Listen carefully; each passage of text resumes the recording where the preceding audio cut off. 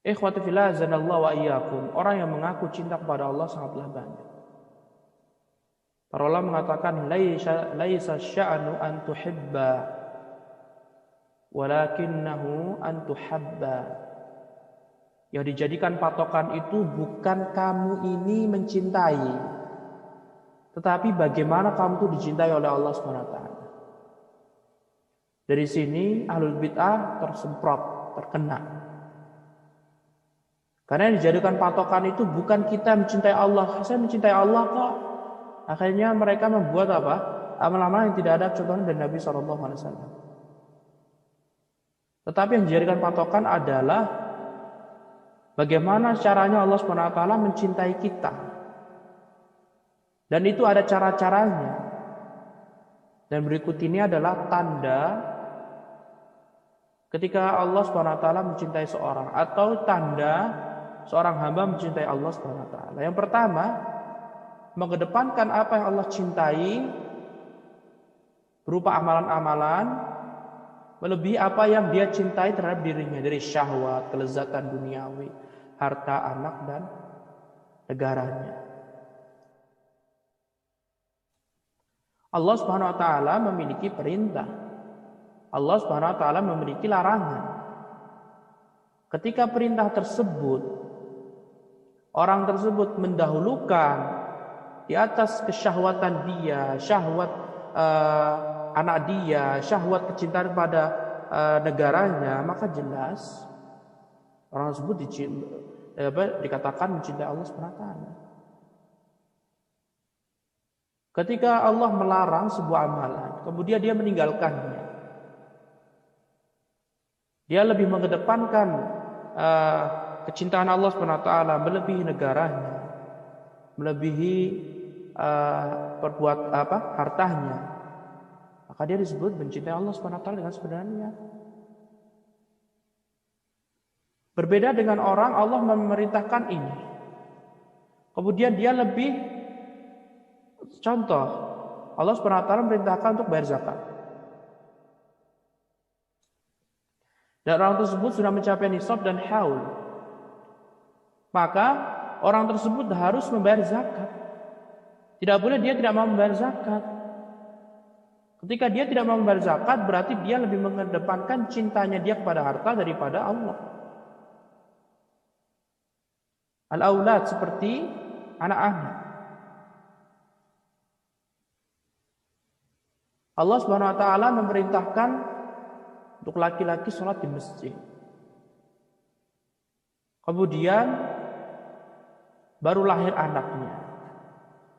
Lahiran. Kemudian dikumandangkan azan, bahkan iqamah. Orang tersebut tidak lantas pergi ke masjid, lebih mengedepankan anaknya yang baru lahir. Maka ini semuanya menunjukkan orang tersebut tidak mengedepankan cintaan Allah di atas kecintaan anaknya. Allah Subhanahu wa taala memerintahkan sholat didirikan, azan dikumandangkan. Kemudian ada satu negara yang tidak membolehkan azan sama sekali. Maka ketika seorang tadi tidak mau mendirikan azan, berarti dia lebih mencintai, dan dia mencintai negaranya daripada Allah SWT, maka orang tersebut tidak mencintai Allah melebihi yang lainnya. Ini semua berdasarkan ayat tadi, surat At-Taubah ayat 24. Qul in kana aba'ukum wa abna'ukum wa ikhwanukum wa azwajukum wa ashiratukum wa amwalun iqtaraftumuha wa tijaratun takhshawna kasadaha wa masakinu tardawnaha ahabba ilaikum minallahi wa rasulih wa jihadin fi sabili fatarabbasu hatta ya'ti Allahu bi amrih. Nah. Kemudian yang kedua, bentuk perwujudan atau perealisasian kecintaan seorang hamba kepada Allah dengan cara mengikuti Rasulullah SAW.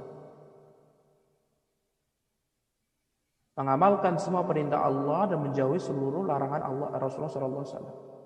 menjalankan perintah Rasulullah dan menjauhi larangan Rasulullah SAW. Dan benar-benar mengikuti petunjuk Nabi SAW. Wa ma ataakumur rasulu fakhudhuhu wa ma nahakum anhu fantahu. Dan apa yang Rasulullah perintahkan maka kerjakanlah. Dan apa yang Rasulullah larang maka berhentilah, jauhi. Dan harus berpegang teguh dengan sunnah Rasulullah SAW. Alaikum bisunnati. Kalian wajib mengikuti sunnah Rasulullah SAW. Harus mengikuti petunjuk Nabi Muhammad SAW. Wa anzalallahu alaikal kitaba wal hikmah. Dan Allah telah menurunkan pada Nabi Muhammad SAW Al-Quran dan Al-Hikmah, yaitu sunnah. Al-Quran dan sunnah tidak bisa dipisahkan. Harus mengikuti petunjuk Nabi Muhammad SAW.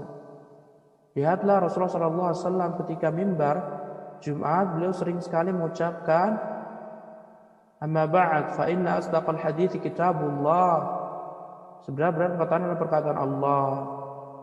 Wa khairal hadi hadi Muhammadin sallallahu alaihi wasallam.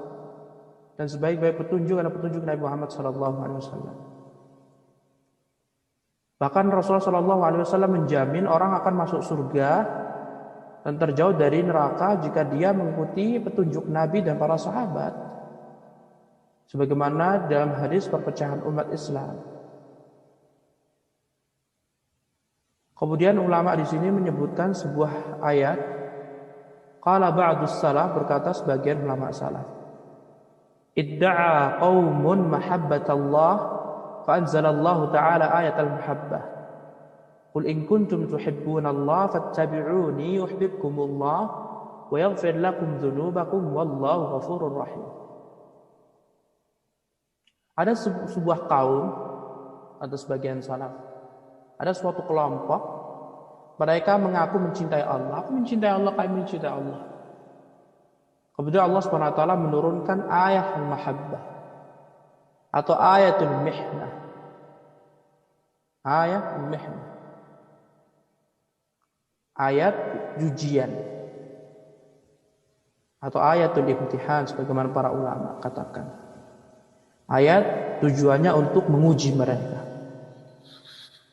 Allah berfirman, "Qul," katakanlah wahai Nabi, "in kuntum tuhibbunallah," jika kalian benar-benar mencintai Allah Subhanahu wa taala, fattabi'uni, ikutilah aku. Yuhibbukumullah, niscaya Allah Subhanahu wa taala akan mencintai kalian. Wa yaghfir lakum dzunubakum, dan Allah akan mengampuni dosa kalian. Dosa kalian di dunia Allah akan tutupi dan di akhirat Allah akan hapuskan. Wallahu ghafurur rahim, dan Allah Subhanahu wa taala Maha Pengampun lagi Maha Penyayang. Lihatlah ikhwati fillah azanallahu wa iyyakum. Ayat ini jelas sekali menunjukkan betapa pentingnya mengikuti petunjuk Nabi Muhammad SAW.